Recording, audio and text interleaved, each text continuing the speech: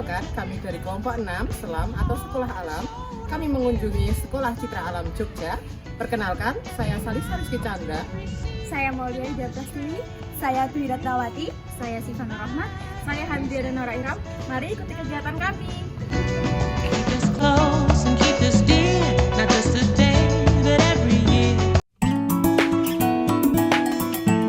Di Sekolah Citra Alam ini menggunakan kurikulum yang cukup fleksibel. Kenapa dikata fleksibel?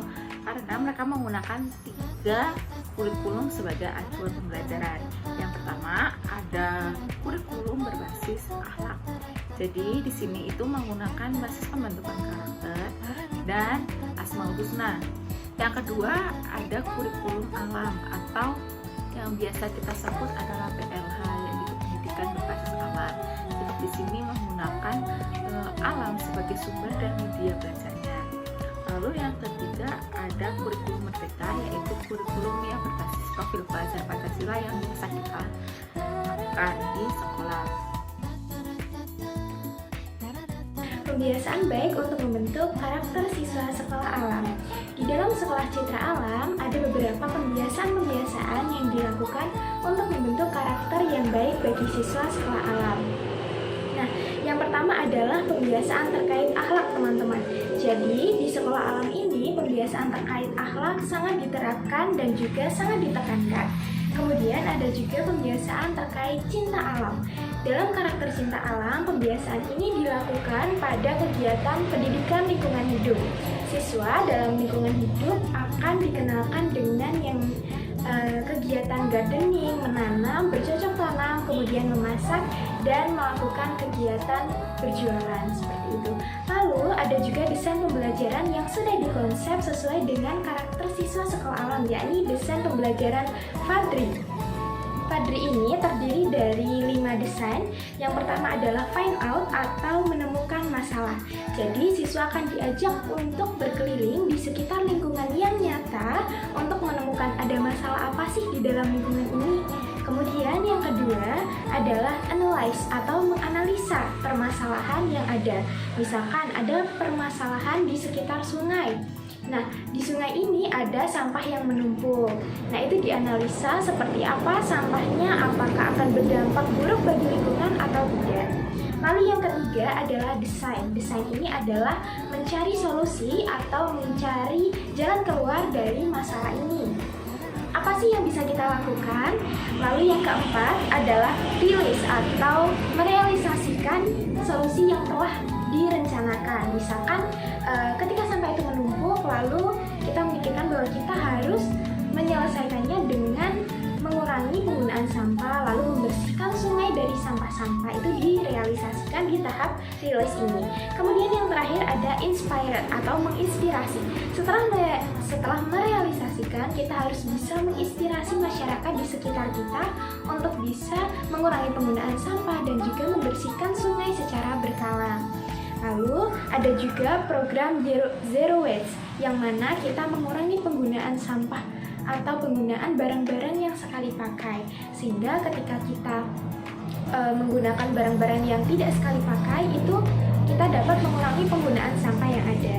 Lalu di Sekolah Citra Alam juga menerapkan 4 pilar sekolah alam. Yang pertama adalah akhlak, leadership, logika berpikir kritis, dan juga kewirausahaan.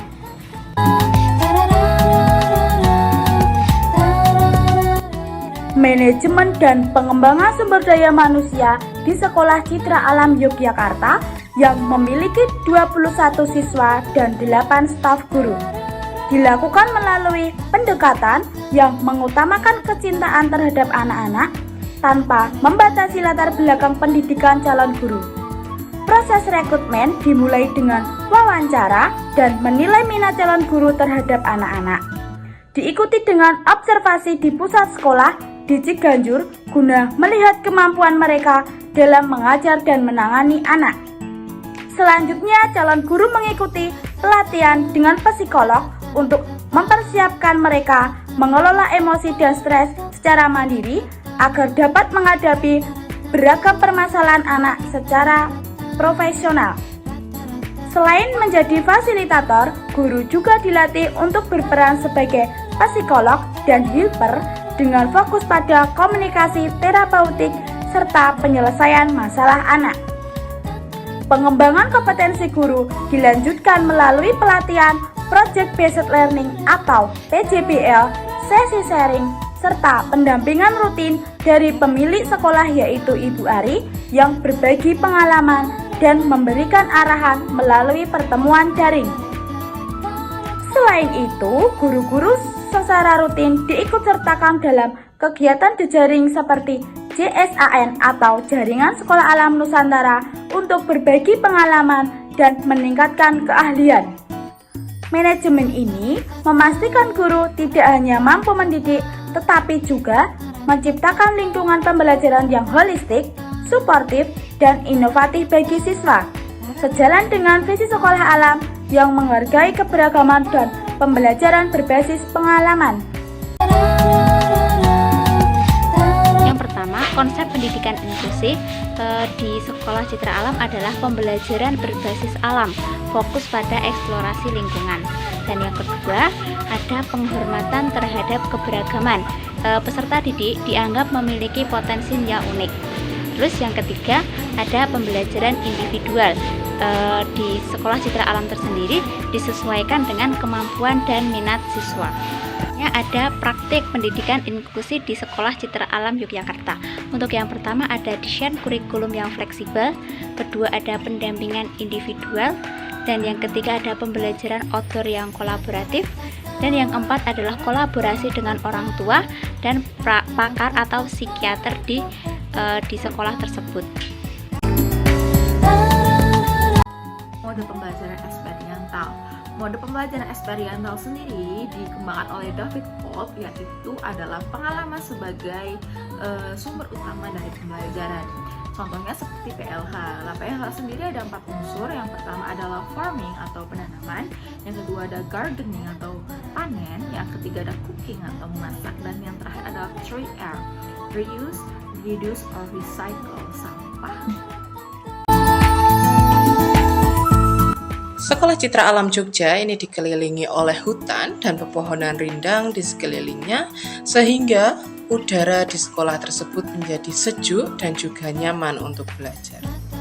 Di bagian depannya, Sekolah Citra Alam ini memiliki pendopo yang biasa digunakan sebagai tempat pertemuan atau perkumpulan antara orang tua dan juga guru. Selain itu, pendopo ini juga kadang digunakan sebagai tempat atau prasarana siswa untuk melakukan P5 atau proyek penguatan profil pelajar Pancasila. Lebih masuk lagi, kita akan melihat bagaimana seni dan arsitektur dari ruang kelas yang digunakan di Sekolah Alam Citra Alam Jogja. Ruang kelas yang digunakan ini terbuat dari kayu dan juga bertingkat. Jika dilihat, ruang kelas ini mirip seperti rumah panggung dengan 2 kelas di lantai 1 dan 2 kelas di lantai 2. Untuk di lantai 1, ruang kelas dikelilingi oleh dinding-dinding kayu, sedangkan untuk di lantai 2, ruang kelas sedikit terbuka. Ruang kelas di lantai 2 dikelilingi oleh tirai bambu, sehingga ketika tirai bambu dibuka, anak-anak dapat melihat halaman depan bahkan halaman belakang sekolah. 4 ruang kelas tersebut masing-masing dilengkapi dengan media pembelajaran yaitu papan tulis.